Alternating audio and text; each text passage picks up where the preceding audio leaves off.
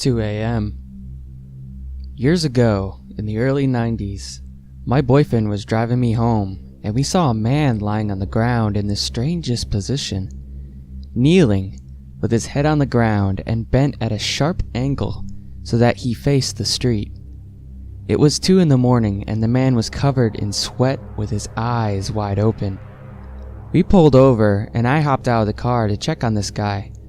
His eyes were wide open, and he seemed like his face wasn't moving, but it really felt like he was pleading for help. He didn't respond at all when called out to him. No blinking, glassy eyes. I reached out to touch him, and he was ice cold. I'm sure he wasn't breathing. Now this was before cell phones, so I hopped back into the car and we sped back to my house to call 911. 10 minutes later, the police called back to ask for the cross streets again. Apparently, they arrived at the corner and there was nothing there. I verified that they had the right spot, and they said they would call back if they needed any more information. But that was the last I ever heard about it.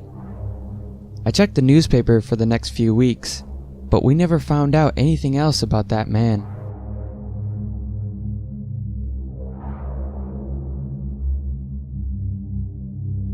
Hello. I went camping by myself in Maine. One night I woke up at like 3 a.m. Not being able to fall asleep, I just laid there listening to the woods. Then I heard it. A faint hello. I was petrified. I felt so vulnerable in the tent. I never figured out what it was.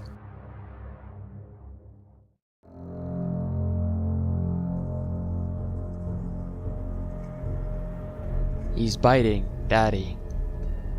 My 3-year-old, who is normally very happy-go-lucky, was extremely concerned the other day.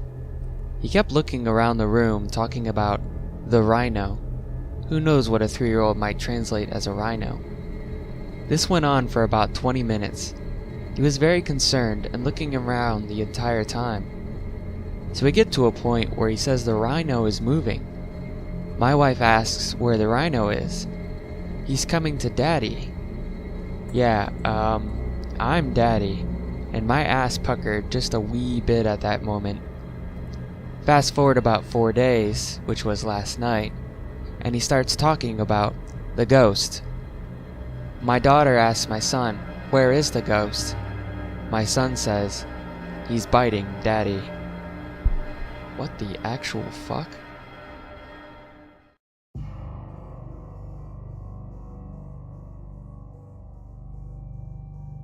I'm being watched. I want to give some quick background here before I go into the details of what has been happening over the past week. I go to school in Boston, Massachusetts. I have a single room in a suite with 4 other guys, and I can see a little of the city from my window, but most of my view is just the roofs or walls of other buildings. About 200 feet away from my window is another dorm for the school. If someone leaves their blind open, you can see perfectly into their room. Back in the fall, my roommates and I used to think it was funny how easy it was to watch other people. We'd sit in a room with the lights off at night and look out at the other students just going about their business. I know this sounds a little creepy, but I can assure you we never saw anything we shouldn't. Most people are aware of how easy it is to look in, so they'll close the blinds for certain activities. I probably should have realized then how likely it was for someone to have been watching us. Anyways, we eventually get bored of people watching because it was always just someone doing homework or talking to someone else. We still think it's fun to get high and watch sometimes though. All was good until this semester. I never had a problem with window situation. I'd always close the blinds if I had to change or anything like that. When I came back after winter break though, something felt off. I remember walking into my room and seeing the large window right by my bed. I looked out the window for a minute and felt like something was not right. I couldn't explain it, just that something felt strange. I looked around to see if maybe some construction on one of the other buildings had been done, but nothing looked different. I put the feeling aside and got started on unpacking. Over the next few weeks, all was good, but I just couldn't shake the feeling about something being weird with the window. One night, I was alone in the room and decided to smoke a little. After getting more than high enough, I decided to put on some music, turn off the lights, and gaze out the window. What I saw that night will haunt me for the rest of my life. It had been about 15 minutes. I was looking out the window when all of a sudden I got that feeling again. Something was weird and I didn't know what. I tried to ignore it and looked over each window in the other dorm building. Then I saw him. In one of the windows there was this guy just staring at me. Other than having a completely expressionless face, he looked totally normal. His lights were on and he was just standing right at the window looking straight at me. I figured there was no way he could see me since my lights were off, but it felt like he was gazing straight into my soul with those empty eyes. I remember thinking that his room looked weirdly barren. From what I could see, there were no posters of any sort or any personal items, just an empty room. I thought that maybe he just didn't like decoration or something, but it still seemed a little weird. I started to get freaked out after about 30 minutes of this guy not moving a muscle, but just looking straight at me. I left the room to go get some food, and when I came back, he was still there. I decided at that point I should probably just close the blinds. The blinds stayed closed for another 3 days, until I came back after class one day to discover that one of my roommates had opened it. Probably just looking to distract himself for a minute, I didn't really mind. We're all pretty close, and sort of have an open door policy. My room is the only one with any sort of view, as they have the brick wall. I tried not to think about the guy I had seen the other night, but I just couldn't shake it. I decided to look and see if he was still there, and sure enough, there he was. Same expressionless gaze, looking right at me. I started to get really freaked out when I realized he was wearing the same clothes as the other night. I get that money is tight for college students, and laundry isn't always done when it should be, but I mean, it just seems strange to have been wearing the same exact outfit. Something definitely was not right with this guy. I walked out into the suite hall and asked one of my roommates to come in and look. When we got back though, there was no one there. The light had been turned off. This actually made me feel a little better because I figured he had probably gone to bed or something. My roommate thought I was going insane, but we just laughed it off and smoked a bowl. The next day when I woke up, I rolled over and looked out the window. There he was again, wearing the same clothes with the same expression. I decided that this was too much, so I closed the blinds and told my roommates not to leave them open for the time being. I figured this was just some weirdo, but I didn't like the idea of him being able to see into my room whenever he wanted. A couple days later, I'm hanging out with a friend in their room. They live in the building across from mine, the same one where the creepy guy lives. We were sitting in his room when I realized that he had the same view as the other guy would have, but just a few stories higher. I came up with a way to figure out who the weirdo might be. That night, when I got back to my room, I opened the blinds. As always, there he was, staring right at me. I texted my friend and told him to go up to this window so I could try to figure out what room this guy was in. My friend walked over to the window and gave me the bird. Classic. Anyways, my friend lives on the 10th floor, and he was 2 stories directly above the other guy. I asked my friend to text me his room number, 1038. So that must mean that this guy is living at 838. I got pretty lucky here because my girlfriend is one of the RAs for the 8th floor. I hadn't told her what was happening because I didn't want her to worry. I sent her a quick text asking if she knew who lived in 838. She said she'd have to get back to me on that because she was out at the moment, but she let me know later that night. While waiting, I ended up falling asleep, but not before I closed the blinds. I was way too paranoid to leave those open when I sleep. The next morning, I had received a text from her, but it wasn't what I was hoping for. She told me that no one lived there. The room was used as an emergency room for students who need to get out of the current room for something like a dispute with roommates that turned violent, or something like that. I asked if anyone had been staying there over the past week, but she told me she wasn't allowed to say. She did tell me though that they never had a student stay there longer than 3 days, but then they had found a replacement room, or that they had been able to return to their regular room.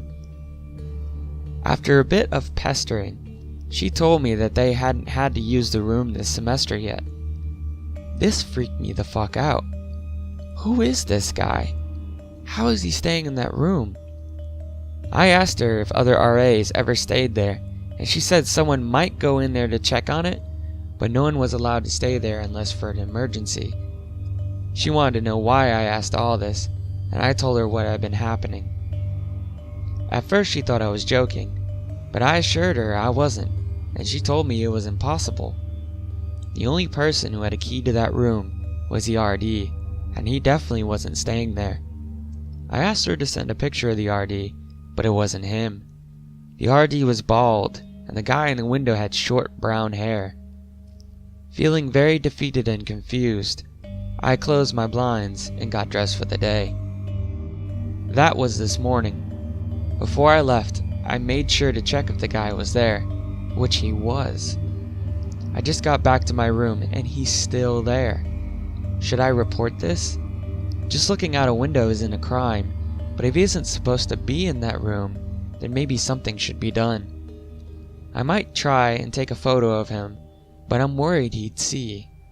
I'll post an update in the next couple of days if it continues.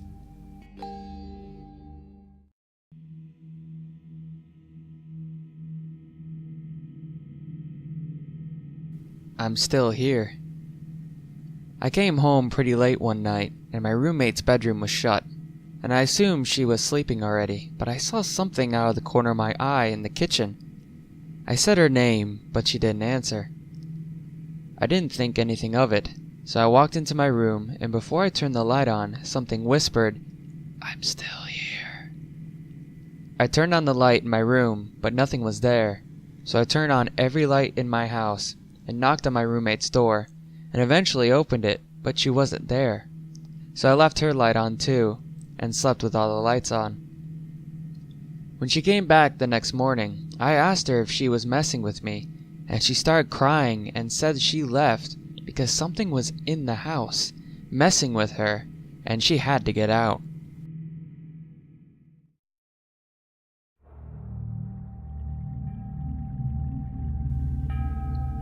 It was watching my neighbors. Last month, my wife and I attended a party at Braden and Sarah's house, our next door neighbors. Being new to the neighborhood, we were eager to meet some friends around our age. Due to my wife being 8 months pregnant, we were hesitant when they invited us, but eventually warmed up to the social.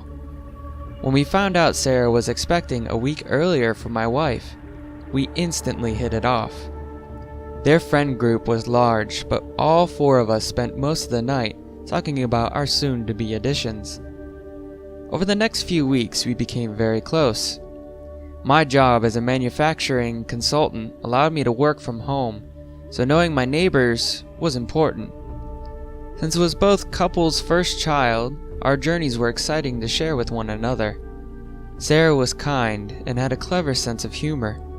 She sold paintings, as well as organized local art festivals in the area, so was well known in the community. Braden was as country as they come. I've never seen him without dirty boots, and by his field of work, surveying, I probably never will. He seemed honest and light-hearted. Our friendship quickly grew from all of our similarities and genuine friendliness. Our houses were close to each other, only separate by a fence tracing each property. On occasion, I would see Braden in his small backyard mowing, or Sarah moving her large paintings outside to dry. My wife and Sarah loved discussing their pregnancies, so they were back and forth to each house often. I didn't go with her every time, since I trusted my neighbors, and with the house empty, I could really focus on my work. One night, she was at their house after she found an article about cocoa butter and stretch marks, leaving me time to get a head start on work. It was around 11 p.m. when I decided to take a break to rest my eyes and brain. After a beer, I used our back door for leverage while stretching my back. The machine gun crackle pushed a grunt out of my lips. With the living room lights off, I could see through the window into the backyard. That's when I saw it. There was someone standing in the woods behind my neighbor's fence. I only noticed them from their shaking body. It was jerking like they had Parkinson's disease. They just stood there, leaning against a tree, watching my neighbor's house. Thinking it was odd, I turned on my backyard lights to scare them away, and it worked. The next weekend, I brought it up to Braden, but he didn't seem worried. He said teenagers in all hours of the night roam around the neighborhood. Since he wasn't concerned, I let it go. All four of us attended a first baby workshop to learn all the tips and tricks of early parenthood. The women got more out of the event than Braden or I, but there was one thing I learned. My child is going to be expensive. Later that week, my wife went to bed early, but I was still finishing up a movie. When the credits rolled, I shut everything off and headed to bed. The darkness reminded me of the creeper I saw, so I had another look. It was much darker that night, so my search took longer. I skimmed the wooded area, but never saw anything. No one was peeking over their fence or leaning against any tree, so my anxiety left. Until I looked in their backyard. The person was in Braden and Sarah's backyard. The jerking movements wasn't noticeable at first, with most of the figure blocked behind the branches of my Bradford pear tree. The only illumination was a floodlight several houses down. I leaned against my glass window watching this person. Then I realized it wasn't a person. It was too tall. The fence around their home was around 6 feet, and this thing was much taller. I guess I didn't notice its height last time since it was so far in the woods. It must have been 10 feet tall at least. With my hand on the light switch, I stared at it for several minutes. It stood there watching my neighbor's home from their own backyard, twitching and jerking its head and body so violently it really made me uncomfortable. Sometimes the movement were so sudden, its body twisted in my direction. Just peeking through the blinds, I assumed it couldn't see me, so I pulled out my phone and took a picture.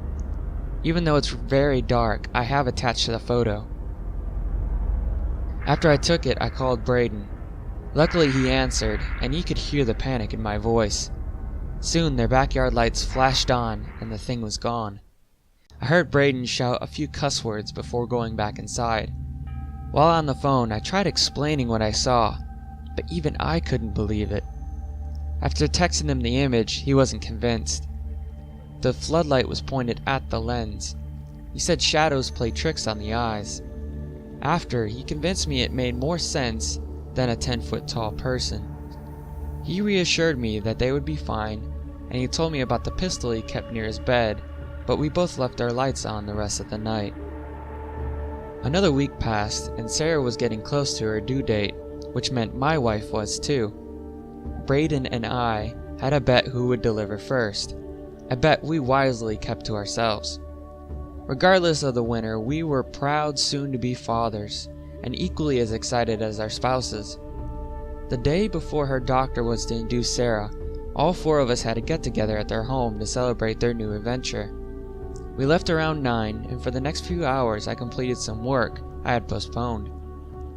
After the last incident, Braden had been keeping his exterior lights on all night. I had a peek outside to be safe. I saw it again. Highly illuminated and grotesque, thin legs supporting its fleshy body that had thin arms attached to it. The head was large and, from my point of view, featureless. The skin was loose and transparent, revealing dark, fleshy muscles. My eyes could barely focus on it. For some reason, it was giving me a headache. It was right beside their bedroom window, staring straight through the glass. Large hands grabbed the gutter for support while it jerked and twisted. I watched it for several minutes, knowing it wasn't a shadow, or a punk teenager. I called Braden in a nervous rush, but every call went to voicemail. I woke my wife up and told her what I was doing before banging on our neighbor's door. Furious pounding was bound to wake them up, so I slammed my hand into the door as hard as I could. I stopped when I saw one of their vehicles were missing. When I came back inside my home, the thing was gone. My wife was angry I woke her up, even with my monster story. I couldn't sleep that night. Early the next morning, Braden called to explain after we left, Sarah went into labor. They immediately went to the hospital and she gave birth to their son, Brandon. Not wanting to ruin their joy, I decided to wait before telling Braden what I saw. Brandon was a beautiful baby. Even at a few days old, he looked just like his father. My wife and I were so happy for our new friends when they came home. We had presents waiting for them. We visited with them and said our congratulations. In the back of my mind, I knew I had to tell Braden. Our stay was so short, so I didn't get around to telling him what I saw. The smile on his face wasn't inviting for bad news. I went home and tried focusing on the show my wife and I were watching. By the time night came around, I couldn't take it anymore. I called Braden and told him everything. I guess the protective instincts in the new father came out because he told me he would keep his gun loaded. I checked several times throughout the night, but since then I never saw anything, so no police were called. Or so I thought. I woke up the next morning to blue lights painted in the neighborhood. Cops crowded our small street and questioned every resident, including me. Sarah and Braden appeared numb. That morning, when Sarah went to feed Brandon, he was gone. A small pane of glass was busted, just big enough to squeeze a child through. They never heard sound at all that night. The cops questioned me hard, since Braden told them about what I saw. They read my messages and found the image I took, but nothing came of it. They searched the woods and surrounding neighborhoods, but found nothing. It has been a week since Brandon was taken, and they have no idea what happened. During the day, I walk around this small patch of woods looking for any clues, but I never see anything. Sarah and Braden have remained distant from us. My wife is due any time now. I am not excited, but afraid.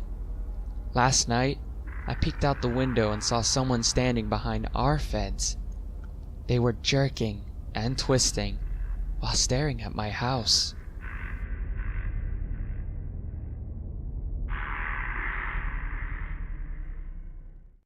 Making toast.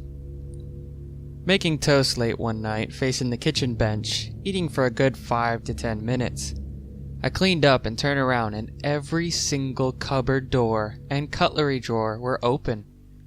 They were all closed when I went into the kitchen, and there was no way anyone could have snuck in and done it because I was home alone. I also didn't hear them open in the time I was there. It scared the shit out of me, so I froze and let it register for a few seconds, then calmly closed everything and went back to my room to hide until daylight. One of a few weird things to happen while growing up.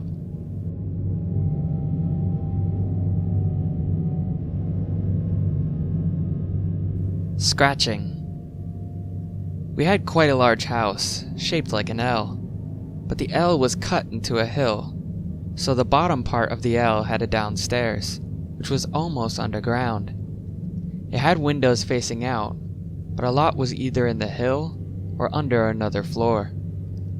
I had the room on the bottom part of the L from 13 onwards. My room had 2 doors, one that opened out to a kind of rumpus room, and one to an undersuite. It was creepy as fuck, but being a skeptic, I dared anything there to do something to me. Grew up fine, but I could never sleep unless both doors were shut. When my parents went away, I'd break the rules and bring my dog in to sleep on the bed.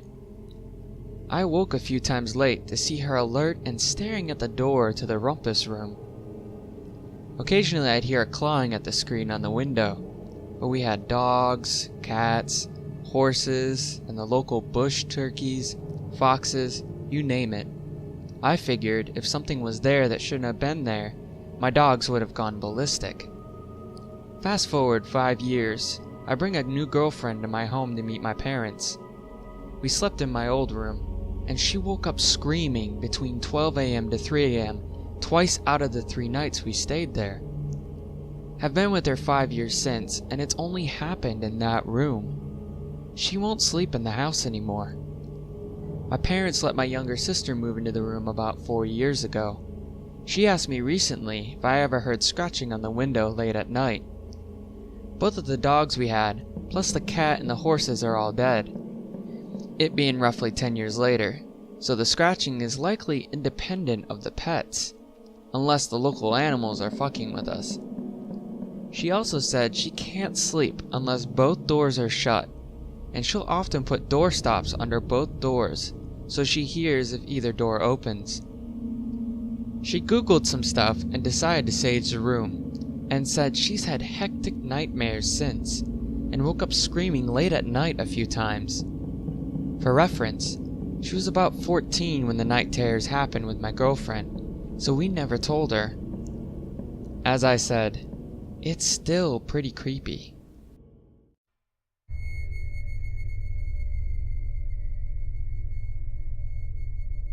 Someone was there. We were living with my brother-in-law and his 2 teens while I was pregnant. He has an elevated house on quite a bit of former hunting land, several miles down a country road. My husband works 7 to 6, and Bill works offshore for 14 days. While he was at work, his kids stayed with their grandmother. Nice house, but it had a weird vibe. I chalked it up to pregnancy hormones. One day, home alone, I was taking a shower and felt someone staring at me. I stuck my head out and listened. Couldn't hear anyone in the house, so I resumed my showering. A while later, I heard the back door shut. I was standing in the kitchen and could see the door, which had no steps and was 6 inches from the ground. The door was still locked. I told my husband about it that night, and he shrugged it off. We locked down and went to bed. I don't know how long I've been sleeping, but I woke up to the blankets being yanked off the bed, and my husband flipping on every light in the house. He threw open every door, every cabinet, looked in every pantry or closet while holding his handgun. I asked what was going on, and he swore he heard boots thumping through the house, and someone talking. Everything was still locked, and it's not a big house. Nobody was there except us. One night, a while later, my niece came into our room. Her dad worked over, and we had them for a few days, and asked to sleep in bed with us. Now this girl isn't scared of anything, and is 14 at the time. I sat up, told my husband to scoot over, and patted my pillow. That's when I noticed her 16-year-old brother curled up under a blanket on the floor beside me. "Why are you both in our room at 2 in the morning?" They didn't want to answer at first, but explained that something in my niece's room laughs at night. I hated that room when we moved in, and put up any laundry I did quickly in there. I asked my nephew why he was on the floor, and he said she came into my room on the cot to sleep, but something started knocking on the door. We came down here as soon as it stopped. Again, husband flipped on every light, looked in every nook and cranny. Nothing. Eventually we moved out, and the kids decided to live full-time with Grandma. My husband said he heard a man laughing in my niece's room, but there was nobody there when he turned on the lights. Scared the shit out of him.